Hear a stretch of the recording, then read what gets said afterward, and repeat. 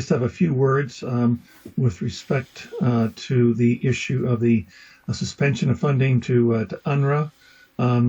It may have already been said. I haven't been able to watch the entire event today, but UNRWA is absolutely indispensable to addressing the humanitarian catastrophe that's going on now in Gaza. Only UNRWA is in the position of being able to capably distribute the humanitarian aid required to get into Gaza to be able to look after the needs of the more than 2 million Palestinians who've been left homeless, displaced, and without access to food, water, fuel, in some cases tents, and so on. Let's keep in mind what UNRWA does.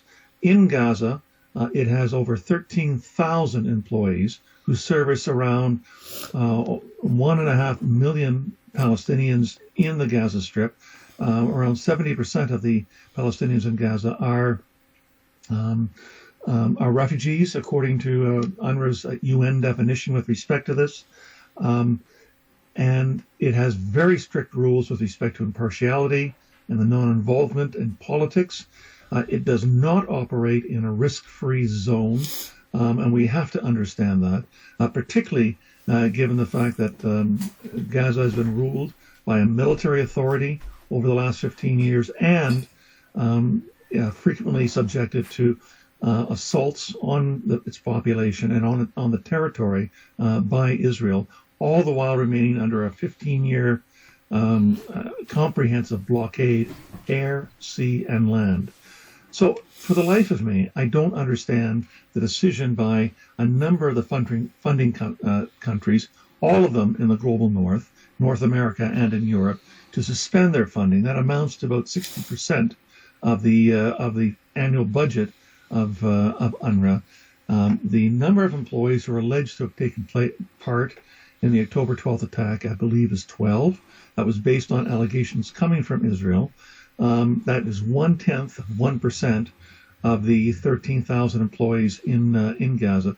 The suspension of the funding not only affects the ability of UNRWA to be able to deliver humanitarian aid at a time when its needs are so crucial in Gaza, but it also affects its entire operations in the West Bank, East Jerusalem, Lebanon, Syria, and Jordan.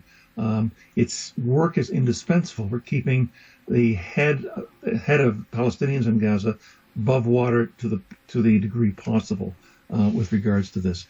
And let's keep in mind that this is by far the most scrutinized agency or organization in the UN system, primarily because it stands as a symbol and a remembrance of the darkest moment in Palestinian history, which is the expulsion of around 1 million Palestinians in 1948 and again in 1967. Let's also keep in mind that UNRWA has lost approximately 152 staff members since the war began in early October. This is by far the largest number of UN staff members who've been killed in a conflict since the origins of the United Nations in 1945. Last week, the foreign minister of Israel, Israel Katz, said that it had been warning for years that UNRWA perpetuates the refugee issue, that it obstructs peace, and that it serves as the civilian arm of Hamas in Gaza. Besides being a outrageous comment, that's like blaming food banks for homelessness and poverty. And it also reveals, I think, what Israel's true aims in its public statements with respect to the wanting to see the end of UNRWA is that it perpetuates the refugee issue. It certainly does stand, I guess, in many ways, as the right of Palestinians exercise their ability to return to their homes or in their homelands. This was guaranteed in a UN resolution of the General Assembly in December 1948, 75 years ago, and it's been passed as a resolution by the General Assembly almost every year since then. This is the most reaffirmed resolution, the most reaffirmed specific issue in the history of the United Nations. And the last thing I want to be able to point out is, the desperate need right now that UNRWA is in the forefront of trying to address.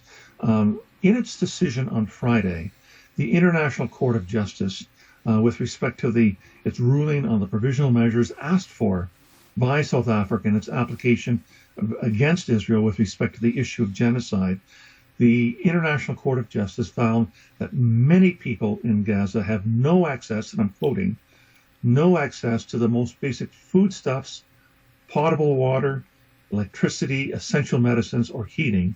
And the court ordered Israel to allow more supplies to enter Gaza immediately in order to be able to meet the overwhelming humanitarian aid there. It is said recently by world humanitarian organizations that 80% of the hunger and starvation right now in the world is the people suffering from that are in Gaza. So the need for Gaza and for UNRWA and its work has never been greater. And can I remind people that that this has become the politics of distraction with respect to the spotlight suddenly being put on UNRWA.